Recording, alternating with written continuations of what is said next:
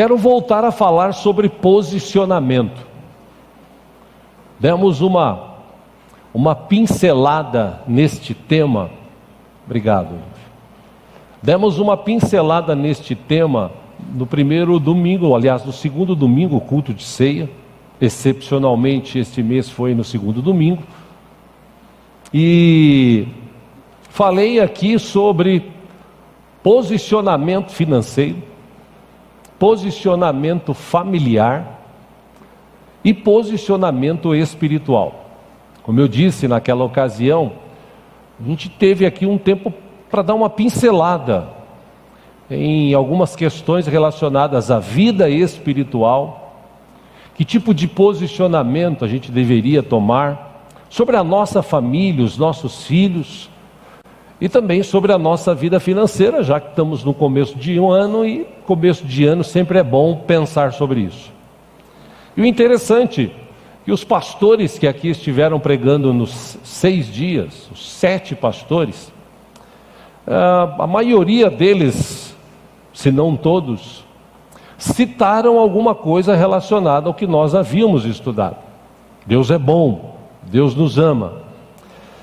Pastor Danilo aqui, na primeira noite, ele falou sobre Jesus orando sempre e observando os seus discípulos no mar.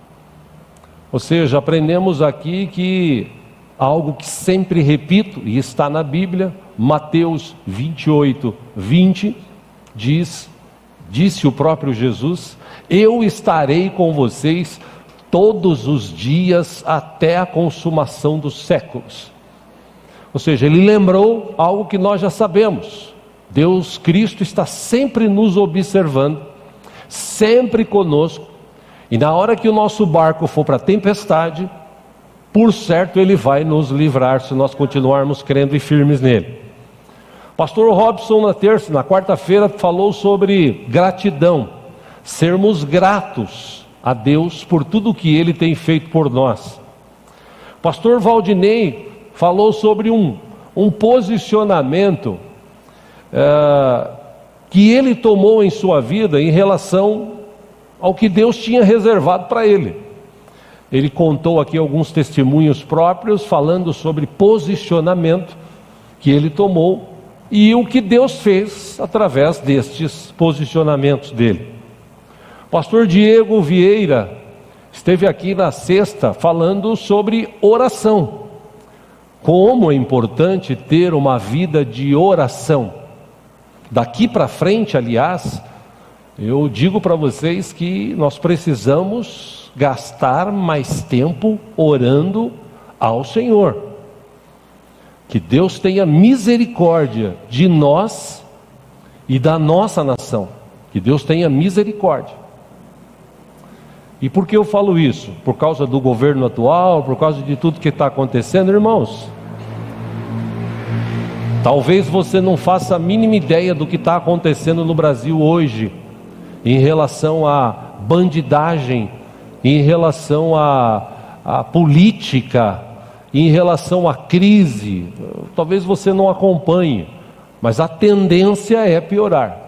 E que Deus tenha misericórdia de nós, e para isso acontecer nós precisamos orar, precisamos falar com Deus. O pastor Anésio veio no sábado e falou sobre finanças, deu uma aula aqui de como devemos nos portar em relação à vida financeira. Se você não ouviu, convido você a ir no site ou no canal no YouTube e ouvir essa ministração, que você vai aprender muito.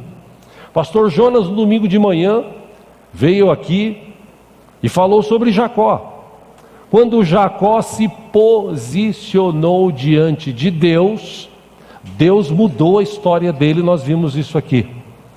E por último, o pastor Marcelo de Oliveira, que esteve no culto da noite, de domingo passado, encerrando os 6 dias, ele falou de um posicionamento daquela menina, que era escrava, e estava na casa daquele homem leproso, chamado Naamã, e ela tinha todas as razões do mundo para ficar triste, para desejar a morte daquele homem, porque ele estava doente. Ao contrário disso, Como era uma menina serva do Senhor, provavelmente deve ter aprendido muito com os seus pais. A primeira atitude dela, mesmo escrava, foi dizer: se ele cresce, lá na minha terra tem um profeta, e esse profeta, quando ora, coisas tremendas acontecem, milagres acontecem. E nós vimos aqui, você que lê Bíblia sabe, esse homem foi até lá, e depois de mergulhar 7 vezes no Rio Jordão, ele foi totalmente liberto da lepra. Se olharmos para a Bíblia, nós vamos ver aqui e encontrar vários exemplos de pessoas que se posicionaram em relação à sua vida conjugal, familiar, profissional, espiritual, sentimental. Tem vários exemplos, que servem, como eu sempre digo. Por que Deus permitiu que exemplos bons e exemplos ruins fossem descritos na Bíblia?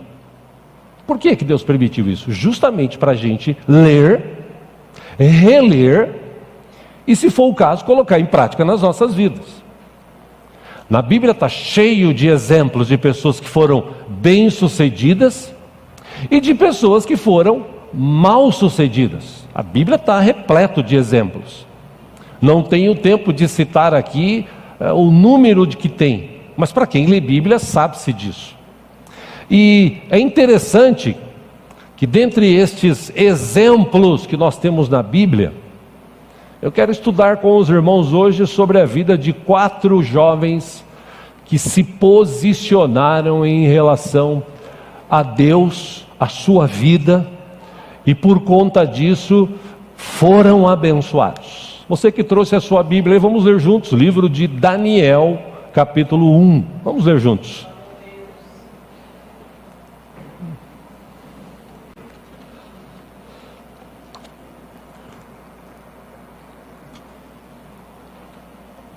Glória a Deus. Livro de Daniel, no capítulo 1. A história nos ensina que o povo é povo, sempre, em qualquer lugar do mundo, povo é povo. A Bíblia nos ensina que existia um povo que servia de coração a Deus e um povo que desdenhava de Deus. Na época de Jesus, haviam pessoas que seguiam Jesus porque o amavam, pessoas que seguiam Jesus porque queriam milagres, e pessoas que seguiam Jesus para observar tudo o que ia acontecer. Naquela época de Daniel, havia também um povo, e esse povo acabou se afastando de Deus. E quando o povo se afasta de Deus, as coisas ruins começam a acontecer. Mas o que importa é o que você e eu temos dentro do coração relacionados a esse posicionamento. Capítulo 1 de Daniel, versículo 3.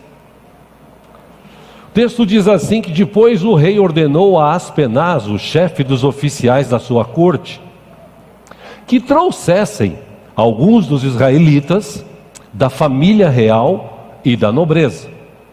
Versículo 4. Que tipo de israelitas? Ele especifica: jovens sem defeito físico, de boa aparência, cultos, inteligentes, que dominassem os vários campos do conhecimento e fossem capacitados para servir no palácio do rei. Ele deveria ensinar-lhes a língua e a literatura dos babilônios. Pausa aí. Havia uma necessidade, e aquele rei, dos escravos que ele tinha à disposição, ele disse: escolha os melhores, os mais inteligentes, os mais saudáveis, e traga-os e ensine-os a nossa língua e a nossa cultura. Lembre-se, estes jovens já tinham uma cultura no seu coração e já tinham a sua língua da sua pátria.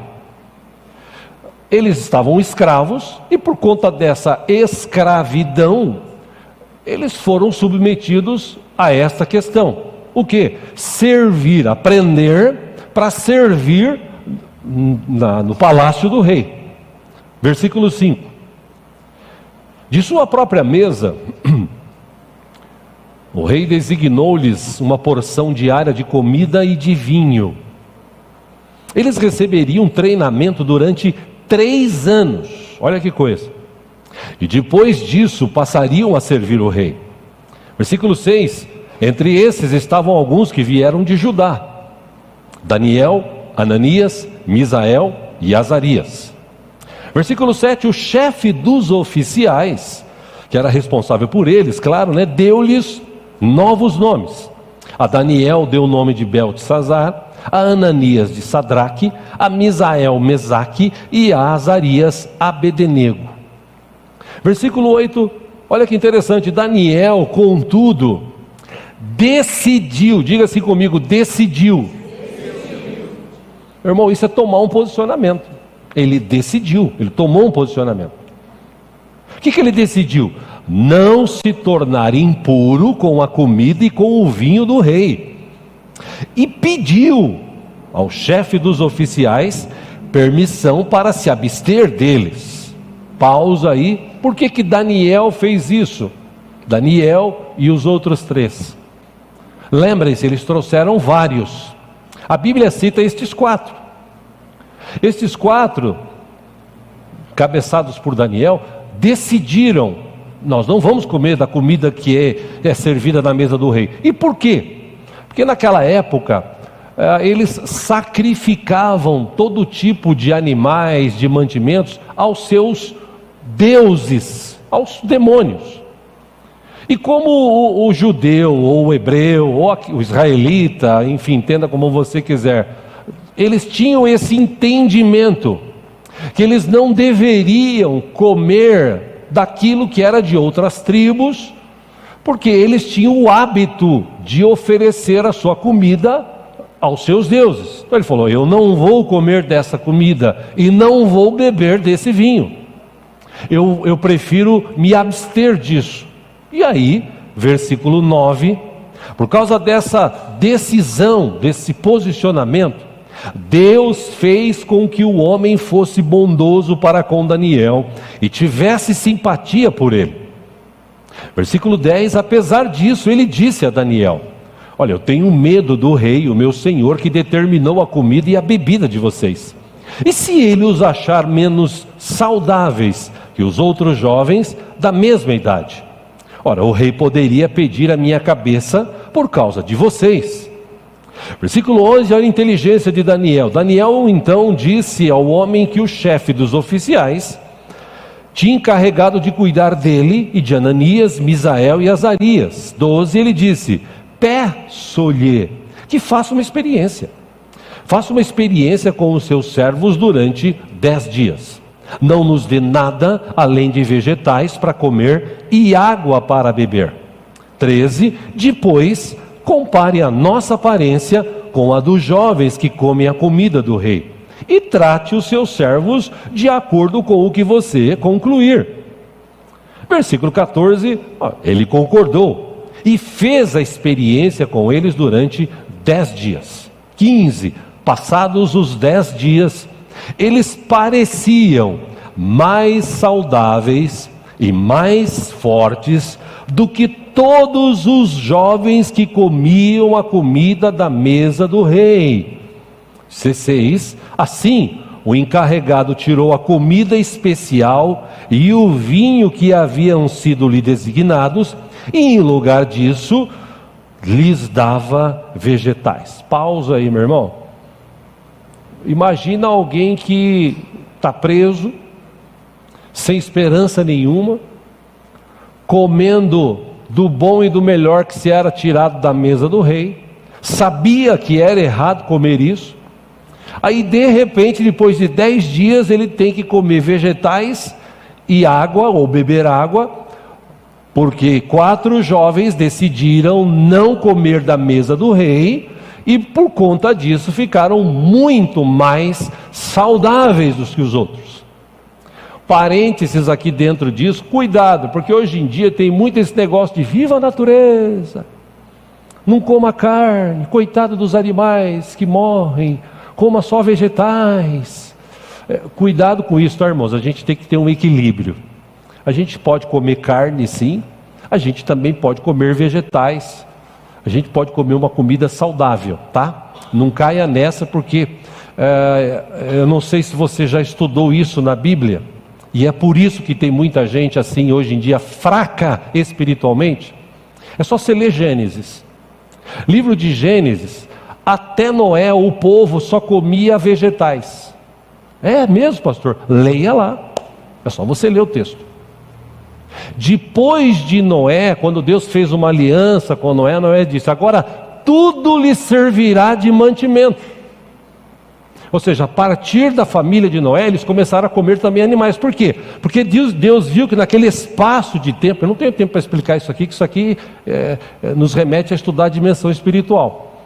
Mas naquele espaço de tempo que viveu de Adão a Noé, o povo se degradou espiritualmente muito rápido. Por quê? Porque eles não tinham essa força espiritual. E quando você come alimentos saudáveis e também carne, e cuidado que tem gente que come só carne, cuidado, porque também só carne vai fazer mal para você. Haja equilíbrio. Leia e estude para você entender que depois de Noé, o povo teve uma firmeza espiritual um pouco maior, por conta da sua alimentação. Eu estou te falando isso, como eu disse, é um adendo, porque hoje em dia tem muita gente que fala: você come carne, porque a gente tem que comer só vegetal, só verdura, você vai ficar fraco. E se bobear, vai ficar muito fraco espiritualmente. Então, mantenha um bom equilíbrio. Tá bom, irmãos? Porque tem gente que pega esse texto para usar e justificar o que eles andam fazendo. Vamos lá. Versículo 17. A esses 4 jovens, Deus deu sabedoria e inteligência para conhecerem todos os aspectos da cultura e da ciência. E Daniel, além disso, sabia interpretar todo tipo de visões e sonhos. Versículo 18. Ao final do tempo estabelecido pelo rei, para que os jovens fossem trazidos à sua presença, ou seja, 3 anos depois, o chefe dos oficiais os apresentou a Nabucodonosor. Versículo 19, o rei conversou com eles e não encontrou ninguém comparável a Daniel, Ananias, Misael e Azarias, de modo que eles passaram a servir o rei. Versículo 20, e último desse que quero ler, o rei lhes fez perguntas sobre todos os assuntos que exigiam sabedoria e conhecimento, e descobriu que eles eram 10 vezes mais sábios do que todos os magos e encantadores de todo o seu reino. Só até aí. Deixa aberto, daqui a pouco a gente vai ler mais. Meu irmão, a primeira questão que eu aprendo aqui nesse texto: quando você decide-se, você serve a Deus. Temos servos e servas do Senhor Deus aqui? Amém.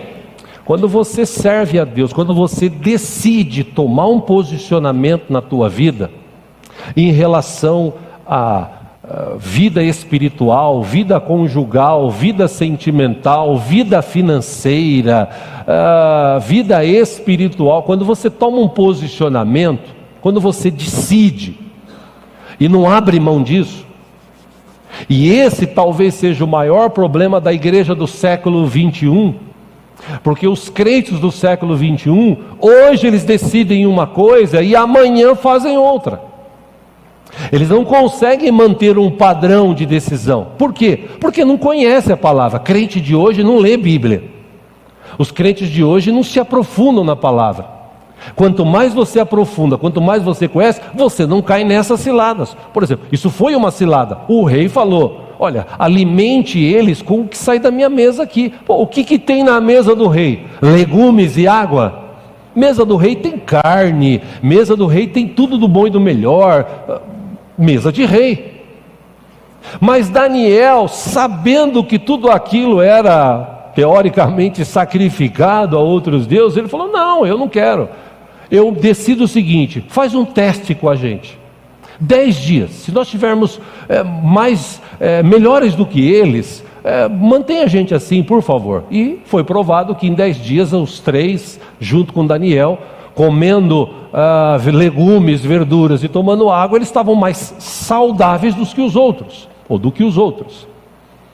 Ou seja, eles tomaram uma decisão, e nessa sua decisão, durante 3 anos, eles se submeteram a tudo que lhes foi ensinado, com o conhecimento que eles já tinham, com o mais que eles aprenderam lá naquele lugar.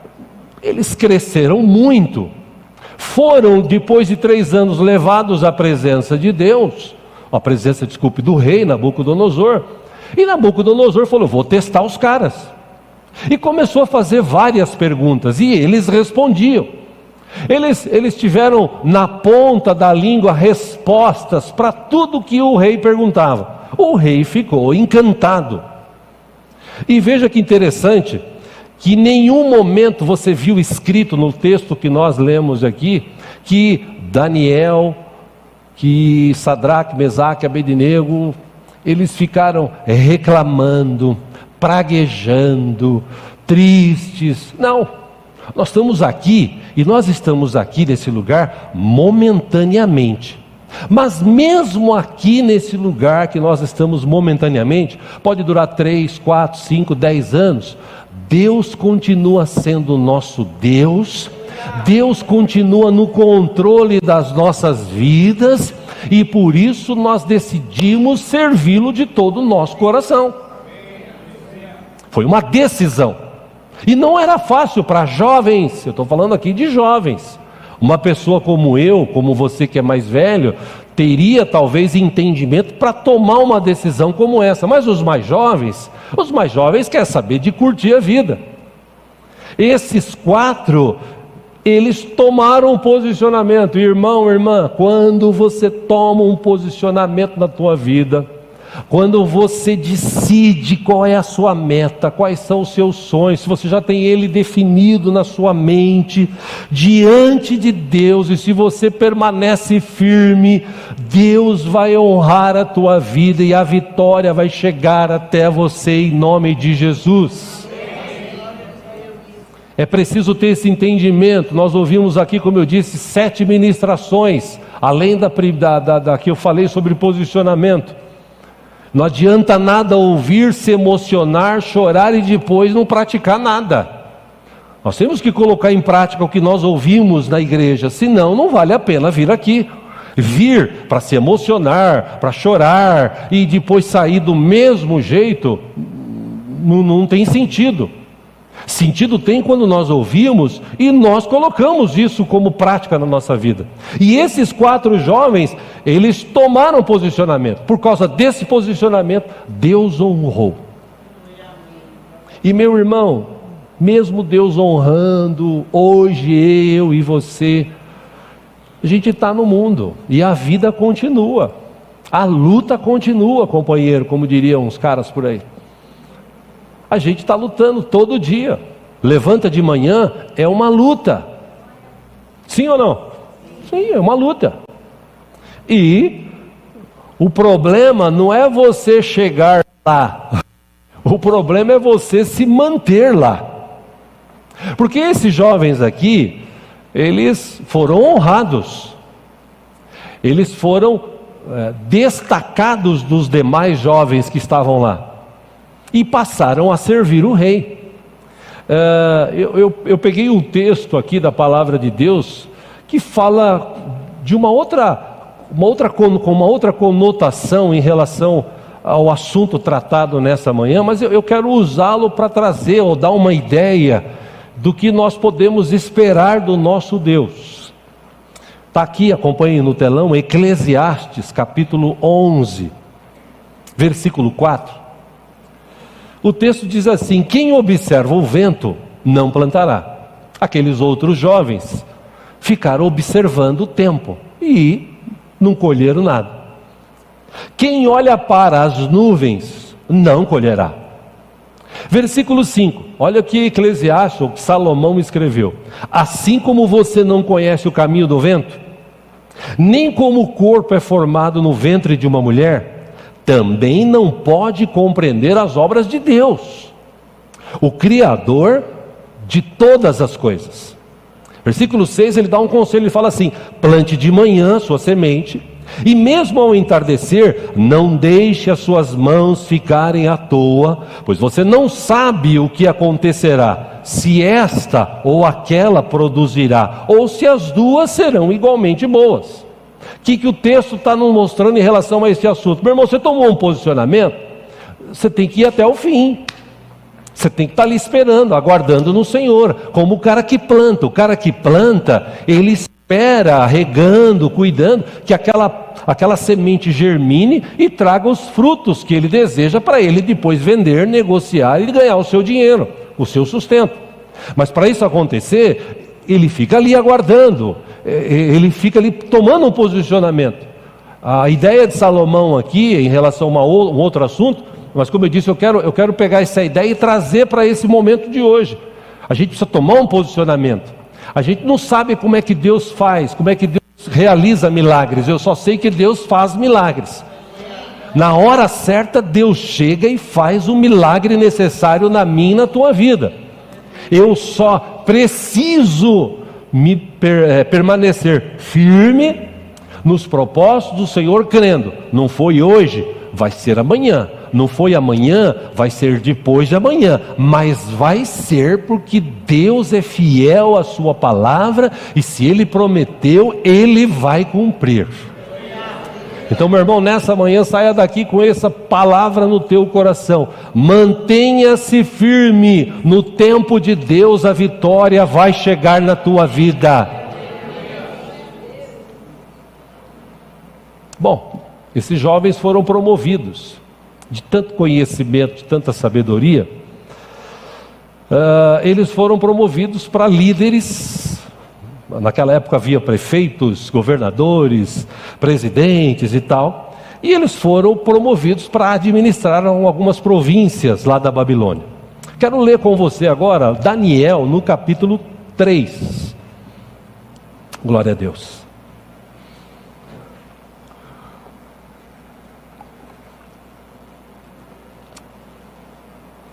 Glória a Deus. Daniel 3, versículo 1.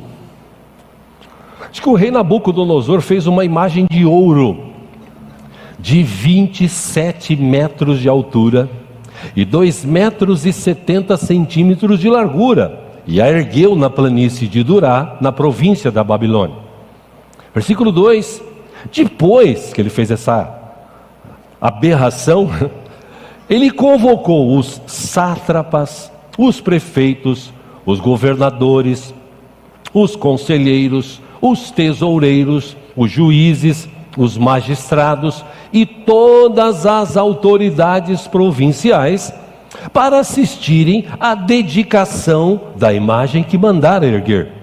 Versículo 3, assim todos eles, sátrapas, prefeitos, governadores, conselheiros, tesoureiros, juízes, magistrados e todas as autoridades provinciais se reuniram para a dedicação da imagem que o rei Nabucodonosor mandara erguer, e ficaram em pé diante dela.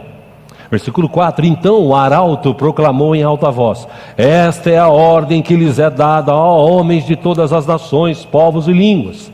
5, quando ouvirem o som da trombeta, do pífaro, da cítara, da harpa, do saltério, da flauta dupla e de toda espécie de música, prostem-se em terra e adorem a imagem de ouro que o rei Nabucodonosor ergueu. 6, quem não se prostrar em terra e não adorá-la, será imediatamente atirado numa fornalha em chamas. Ou seja, era por livre e espontânea pressão. Ou você adora, ou você morre. Vamos lá, versículo 7. Por isso, claro, né? Logo que ouviram o som da trombeta, do pífaro, da cítara, da harpa, do saltério e de toda espécie de música, os homens de todas as nações, povos e línguas prostraram-se em terra e adoraram a imagem de ouro que o rei Nabucodonosor mandara erguer. Versículo 8: nesse momento, alguns astrólogos se aproximaram e denunciaram os judeus. Todo lugar tem aquele cagueta, né, que fala tudo, que quer, enfim, fofoqueiro e tal. Aqui na igreja não, só nas outras igrejas. Nesse momento, alguns astrólogos se aproximaram e denunciaram os judeus, versículo 9, dizendo ao rei Nabucodonosor: ó rei, vive para sempre. Tu emitiste um decreto, ó rei, ordenando que todo aquele que ouvisse o som da trombeta, do pífaro, da cítara, da harpa, do saltério, da flauta dupla e de toda espécie de música se prostrasse em terra e adorasse a imagem de ouro. 11, e que todo aquele a que não se prostrasse em terra e não a adorasse, seria atirado numa fornalha em chamas. 12, mas há alguns judeus que nomeaste para administrar a província da Babilônia. Sabe aqueles caras, Sadraque, Mesaque e Abednego, que não te dão ouvidos, ó rei, não prestam culto aos teus deuses, e nem adoram a imagem de ouro que mandaste erguer. Versículo 13, furioso, Nabucodonosor mandou chamar Sadraque, Mesaque e Abednego. E assim que eles foram conduzidos à presença do rei, 14, Nabucodonosor lhes disse: é verdade, Sadraque, Mesaque e Abednego, que vocês não prestam culto aos meus deuses e nem adoram a imagem de ouro que eu mandei erguer? 15, pois agora, quando vocês ouvirem o som da trombeta, do pífaro, da cítara, da harpa, do saltério, da flauta dupla e de toda espécie de música, se vocês se dispuserem a prostrar-se em terra e a adorar a imagem que eu fiz, será melhor para vocês. Lembra, hoje vocês são o chefe das províncias, vocês estão sendo honrados, tá? Não se esqueça. Mas, se não a adorarem, serão imediatamente atirados numa fornalha em chamas, e que Deus poderá livrá-los das minhas mãos. 16, Sadraque, Mesaque e Abednego responderam ao rei: ó Nabucodonosor, não precisamos defender-nos diante de ti. 17, se formos atirados na fornalha em chamas, o Deus a quem prestamos culto pode livrar-nos, e Ele nos livrará das tuas mãos, ó rei. 18, mas, se Ele não nos livrar, saiba, ó rei, que não prestaremos culto a teus deuses, nem adoraremos a imagem de ouro que mandaste erguer. 19, Nabucodonosor ficou tão furioso com Sadraque, Mesaque e Abednego, que o seu semblante mudou. Acho que ele ficou endemoniado na hora, né? Deu ordens para que a fornalha fosse aquecida 7 vezes mais do que de costume, 20, e ordenou que alguns dos soldados mais fortes do seu exército amarrassem Sadraque, Mesaque e Abednego e os atirassem na fornalha em chamas. 21, e os 3 homens vestidos com seus mantos, calções, turbantes e outras roupas foram atirados na fornalha extraordinariamente quente. 22, a ordem do rei era urgente, e a fornalha estava tão quente que as chamas mataram os soldados que levaram Sadraque, Mesaque e Abednego. 23, e estes caíram amarrados dentro da fornalha em chamas. 24, mas logo depois, o rei Nabucodonosor, alarmado, levantou-se e perguntou aos seus conselheiros: mas não foram 3 os homens amarrados que nós atiramos no fogo? Eles responderam: sim, ó rei. 25, e o rei exclamou: olhem, estou vendo 4 homens desamarrados, diga assim, desamarrados. E ilesos.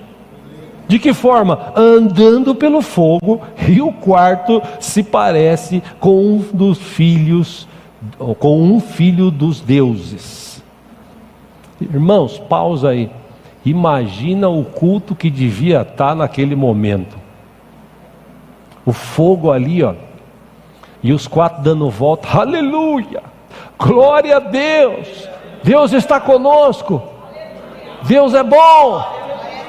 Imagina aquele culto de segundos, de minutos, eles ali, o rei levanta e olha e fala: escuta, vem um pouquinho, nós não jogamos 3 amarrados? Jogamos. Ué, como é que pode? Tem 4 desamarrados. Como é que pode? Pode! Nós temos um Deus que pode todas as coisas. Aleluia! Jesus sempre está com a gente. É que a gente não acredita muito nisso, mas Ele sempre está conosco. Versículo 26, aqui que eu acho um barato. Nabucodonosor aproximou-se da entrada da fornalha em chamas e gritou: Sadraque, Mesaque e Abednego, servos do Deus Altíssimo, saiam, venham aqui.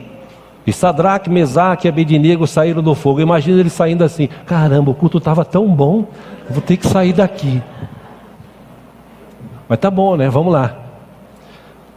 27, os sátrapas, os prefeitos, os governadores e os conselheiros do rei se ajuntaram em torno deles e comprovaram. Diga assim comigo: comprovaram. O que é comprovar? É você ter uma prova de algo que você está vendo. Você comprova. Então eles comprovaram o quê? Que o fogo não tinha ferido o corpo deles, nenhum só fio de cabelo tinha sido chamuscado, os seus mantos não estavam queimados e não havia cheiro de fogo neles. Meu irmão, qual foi a única coisa que queimou lá dentro? As cordas. Porque joga os caras amarrados, de repente, o que queimou? As cordas. Porque quando Deus está comigo, o fogo consumidor do Senhor, quando Deus está contigo, o fogo consumidor do nosso Deus, Ele queima todas as amarras do inferno e deixa você livre. Lembre-se, eu e você somos livres em Cristo Jesus. Aleluia. Versículo 28, disse então Nabucodonosor: louvado seja o Deus de Sadraque, Mesaque e Abednego, que enviou seus anjos e livrou os seus servos. Eles, os três, tomaram a posição. Que posição que foi essa? Confiaram nele, nesse seu Deus. Desafiaram a ordem do rei, preferindo abrir mão de sua vida a prestar culto e a adorar a outro Deus que não fosse o seu próprio Deus. 29, por isso eu decreto que todo homem de qualquer povo, nação e língua que disser alguma coisa contra o Deus de Sadraque, Mesaque e Abednego seja despedaçado e sua casa seja transformada em montes de entulho. Por quê? Pois nenhum outro Deus é capaz de livrar alguém dessa maneira. Você pode falar para a pessoa que está do seu lado esquerdo e do direito, eu não gosto muito disso, mas hoje especial, fala para a pessoa que está do seu lado esquerdo e diz assim: meu irmão, ninguém pode com o nosso Deus.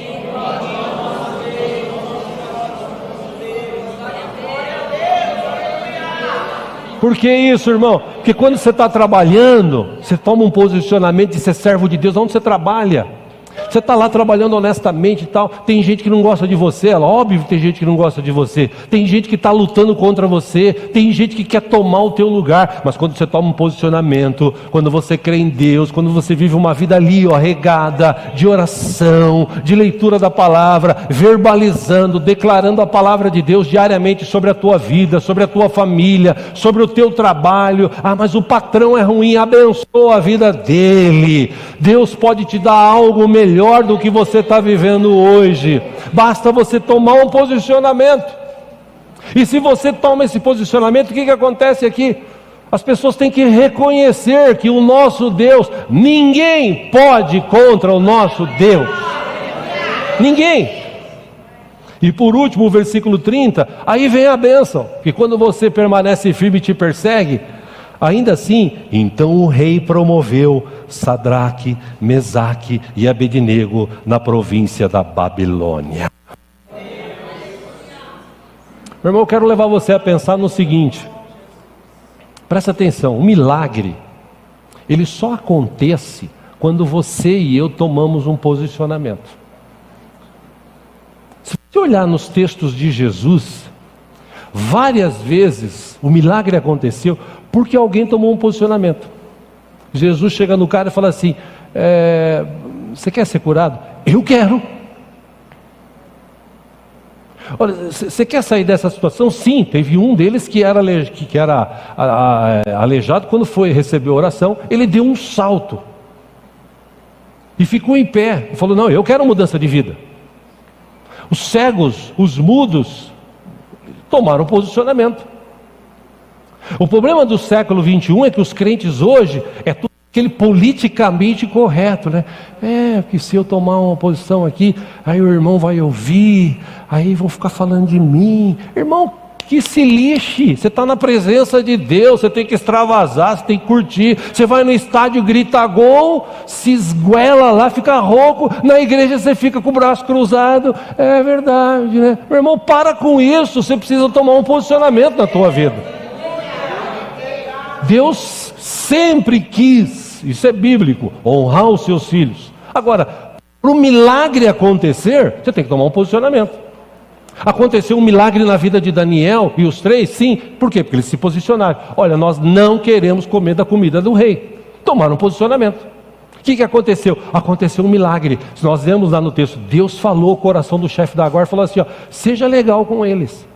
Porque por mais que te persigam, Deus sempre vai tocar no coração e sempre vai ter gente do teu lado torcendo e orando por você. Quando os três foram confrontados, você não vai se dobrar e falar: olha, nós não vamos nos dobrar, nós tomamos um posicionamento, nós temos um Deus, nós servimos esse Deus, nós não vamos adorar outros deuses, não adianta, nós temos um Deus, esse Deus é único, é vivo, e Ele vai nos livrar. E se Ele não nos livrar, não tem problema, nós vamos continuar servindo a Ele. E o que aconteceu? Deus livrou, ponto. Se você continuar lendo, você vai ver Daniel agora sendo confrontado. Criaram uma situação para que Daniel não orasse, porque o pessoal tinha raiva de ver Daniel orando 3 vezes por dia. E ele não tinha papa na língua, ele abria a sua janela para a direção lá, a sua terra, e se dobrava e orava. E os caras olhavam e falavam assim: esse cara vive orando, vive falando desse Deus. E aí inventaram um negócio, você sabe da história. Daniel foi parar lá dentro da cova dos leões, e dentro da cova dos leões, o que aconteceu? Deus segurou a boca dos leões. Por quê? Porque Deus é capaz de fazer infinitamente mais além daquilo que pedimos ou pensamos. A gente só precisa tomar um posicionamento. O milagre só acontece quando você toma um posicionamento. Eu quero mudar de vida. Começou um ano, eu não quero viver mais do que eu vivi. Eu quero viver, como a gente canta aqui algumas vezes, algo novo. Eu não quero viver o que eu vivi atrás. Não, eu quero viver algo novo, porque para viver o que eu estava vivendo é melhor ir embora para a glória. Eu preciso viver algo novo. E Deus sempre nos surpreende, ou Deus sempre surpreende aqueles que acreditam nele, aqueles que vivem com ele, aqueles que falam com ele, aqueles que creem no seu poder. Deus sempre tem algo novo para nos surpreender. Irmãos, tem questões, na verdade, nas nossas vidas, que só vão se resolver quando a gente tomar um posicionamento. Isso é bíblico. Eu podia te citar aqui N texto, vou citar um, Josué 24:14. Josué reuniu o povo, está aqui no telão, já vou ler. Josué reuniu o povo, porque o povo estava assim: será que Deus ainda faz as mesmas coisas? Porque parece que Deus se esqueceu da gente, né? Aí o outro olhava e falava assim: é verdade. Deus, né? Falavam tanto de Deus no passado, e agora cadê o Deus que a gente fala que serve? Acho que Ele se esqueceu de nós. Aí o outro: é verdade. Josué viu esse bafafá no meio do povo, ele reuniu o povo, fez o povo lembrar das promessas de Deus. E 24:14 e 15 ele disse assim: agora temam o Senhor e sirvam-no com integridade e fidelidade. Joguem fora os deuses que os seus antepassados adoraram à lei de Eufrates e no Egito, e sirvam ao Senhor. 15. Se, porém, não lhes agrada servir ao Senhor, escolham hoje a quem irão servir. se aos deuses que aos seus antepassados serviram além do Eufrates, ou aos deuses dos amorreus, em cuja terra vocês estão vivendo. Mas eu e minha família serviremos ao Senhor. O que é isso? Posicionamento. Não, eu não vou servir o mundo, porque o povo estava numa terra, e nessa terra era de outro povo, e esse outro povo tinha os seus deuses, os seus altares. Eles foram ensinados a quebrar os altares, quebrar os deuses, mas o povo é tão místico que eles gostavam de guardar. Vamos guardar esse pequenininho aqui, né? Esse, vou falar nos dias de hoje, esse crucifixo aqui pequenininho que Jesus está lá nele, né? Não tem nada a ver, eu vou guardar. Espera um pouquinho, você vai guardar para quê? Jesus não está mais na cruz, Jesus já saiu da cruz. Se você guardar uma cruz, tudo bem, agora guardar uma cruz com Cristo lá crucificado, você está ficando doido. Por quê? Porque Jesus não está mais lá, Ele já ressuscitou, Ele está vivo, Ele tem todo o poder. Mas os caras guardavam e ficavam lá. Será aqui? Será? Irmão, irmã, Josué levantou-se como líder e disse assim: meu irmão, eu não sei quanto a vocês podem viver o que vocês quiserem viver, mas eu e a minha casa, nós serviremos ao Senhor. Aí aqui para encerrar, ou começar a encerrar pelo menos, vamos voltar para os dias de hoje, e de prático, pare para pensar, qual que é a sua atitude? Qual que é o seu posicionamento agora, começo do ano, hoje é dia 22 de janeiro, em relação às questões que surgem na tua vida diariamente? Aquelas situações que chegam para te confrontar, porque tem situações que vêm nos confrontar. Eu já falei aqui N vezes, o inimigo, ele chega diante de nós, e ele fala assim, ó, daqui você não passa. Em alguns casos, e algumas pessoas, eu até creio, parece que ele faz um risco assim, ó, daqui você não passa. E quando a pessoa fala, não, eu creio em Deus, eu vou para frente, eu vou com tudo e tal, e ele vai dar um passo, o diabo, opa, falei que daqui você não passa. Aí ele, tá bom, né, Deus, Deus quer assim, né? Não, meu irmão, você tem que tomar um posicionamento. Em relação à doença, quer dizer que tudo que chega na tua vida, fala, Deus quis assim, né? Eu tenho um problema na coluna, um bico de papagaio. Tem umas pessoas que até falam assim, eu tenho um bico de papagaio que me incomoda há tantos anos. Eu sempre corrijo quem fala isso, né? Eu tenho diabetes. Eu tenho uma dor de cabeça crônica. Eu tenho problema nos pés. Eu tenho problema no coração. Eu tenho problema nos rins. Eu tenho problema financeiro.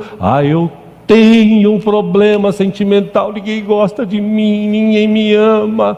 Eu tenho um problema. Irmão, para com isso.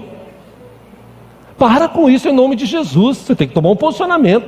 Você tem que mudar o teu vocabulário. Você tem que começar a falar o seguinte: eu tenho um Deus que não vai deixar acontecer aquilo que estão querendo que aconteça na minha vida. Eu tenho um Deus.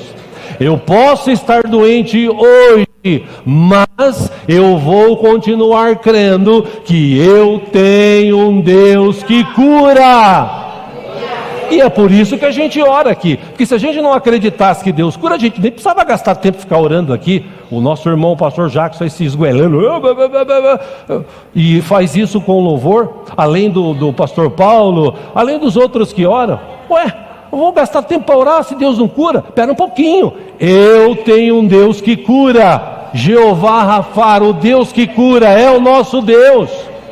O que você não pode é ficar aceitando tudo. É assim mesmo, é o que Deus quis. Não, meu irmão, você está de frente a uma dificuldade financeira. O pastor Anésio ensinou aqui, eu tinha falado antes. Toma um posicionamento, você precisa parar de gastar. Você precisa parar de gastar dinheiro com coisa fútil. Você gasta dinheiro com tanta bobagem. Para, em nome de Jesus, toma um posicionamento. Espera um pouquinho, eu vou ser um dizimista, eu vou ser um ofertante da casa do Senhor, porque eu creio, ponto, amém. Toma um posicionamento. E eu sei que quando eu tomo esse posicionamento, o inimigo, o diabo, ele vai querer provar para mim, mas Deus não abençoa, vai faltar. Quando você der o dízimo, vai faltar, tonto. Lembra daquela pizza, lá aquela de espanhola que você gosta, portuguesa, que vem recheada, assim, você fica lambendo os beiços, você não vai conseguir comprar, porque você vai dar na oferta da igreja, tonto. Aí você fala, é verdade, semana que vem eu dou. Você precisa tomar um posicionamento.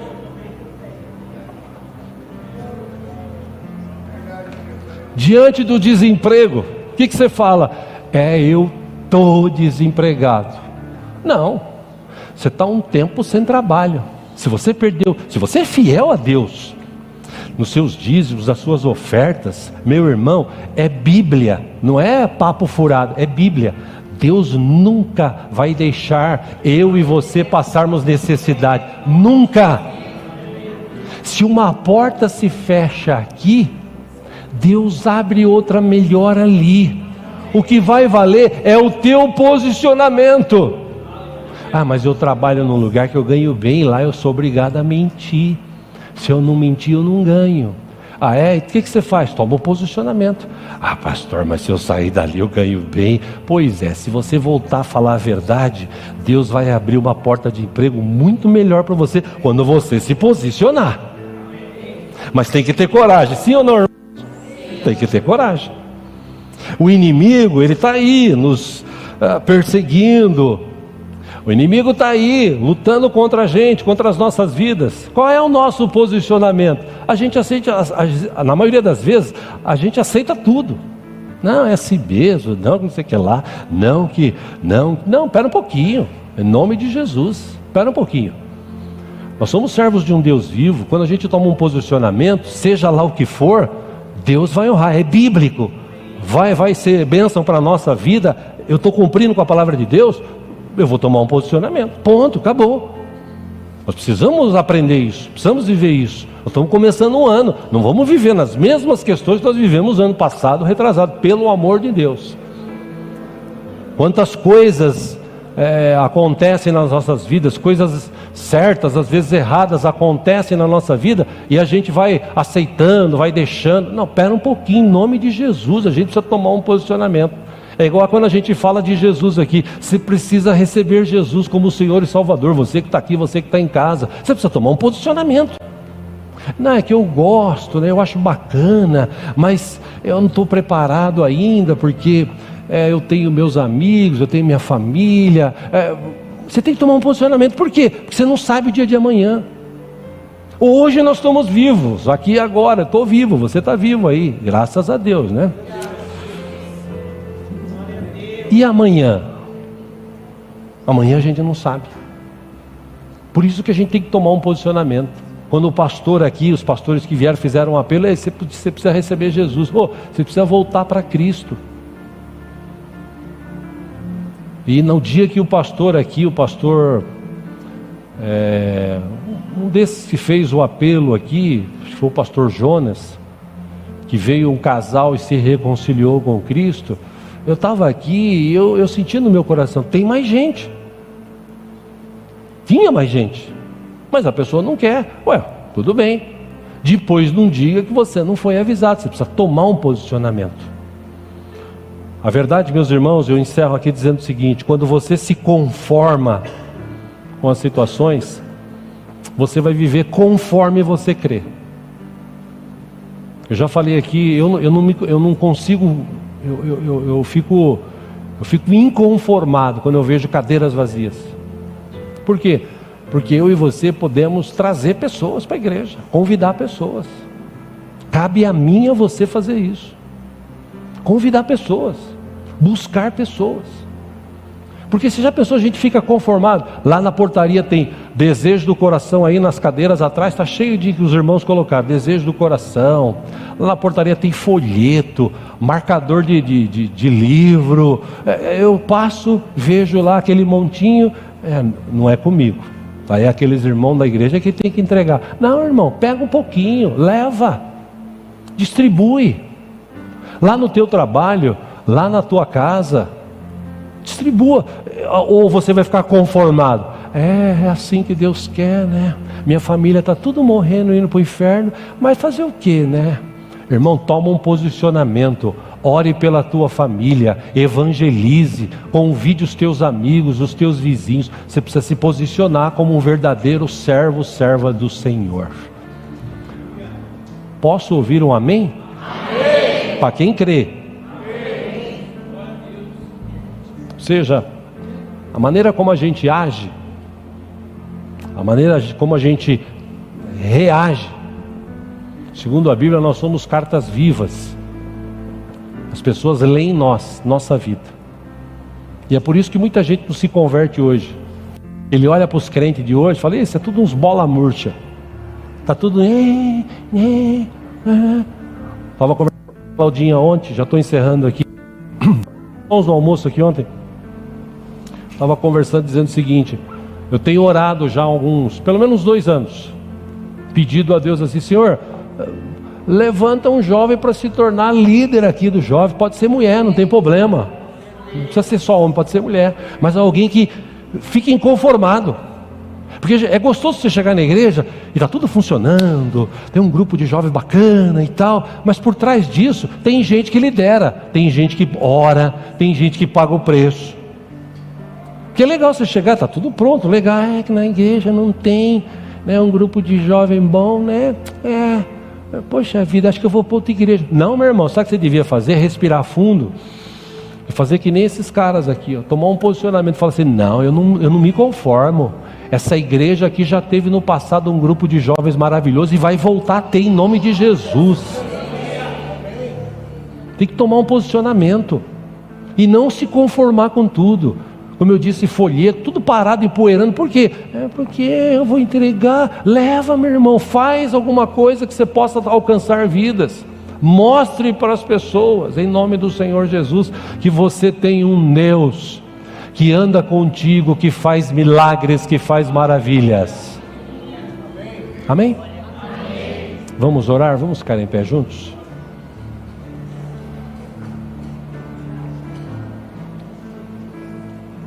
Romanos 12, 1.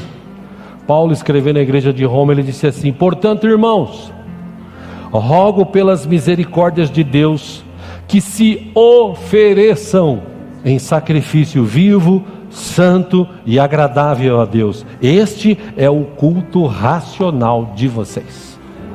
O que é se oferecer? Posicionamento. Não, eu sou servo de Deus. Espera um pouquinho, sou servo de Deus. As coisas velhas passaram. Eu já falei aqui, ontem mesmo estava brincando, antes de ontem, acho que foi na quinta-feira, almoçando com os amigos, aí um falou assim, por que você torce para o Santos? Eu falei, porque eu nasci lá em Santos. Ah, você nasceu em Santos? Eu falei, nasci em Santos, mas para mim, cara, se o Santos ganhar ou perder, quem que ele contratou esse ano? O que aconteceu? Para mim, quando eu estou sentado, que passa um jogo, eu nem prazer mais de assistir jogo eu tenho. Para mim, estou falando eu, Diego. Aí eles deram risada, a gente brincou sobre isso e tal. Por quê? Para mim, não vai acrescentar nada na minha vida. Tem 1h30, 90 minutos. O que eu posso fazer em 90 minutos? Eu posso ler Bíblia, eu posso ler livros, eu posso estar como eu sentei essa semana com 2 pessoas e falar de Jesus, falar do Evangelho. Eu vou ganhar tempo, eu vou ser útil. Mas é o meu lazer. Tudo bem, problema seu. O meu prazer é estar na presença de Deus. Entendeu? Eu não estou falando que você não deve torcer para ninguém, que você não deve. Eu estou querendo te mostrar o seguinte: os crentes de hoje precisam tomar um posicionamento, parar de ficar se conformando com tudo. Tome um posicionamento diante de Deus. E hoje, mais uma vez, Deus está aqui. E você pode se posicionar diante dele em nome de Jesus. Amém? Fecha os teus olhos.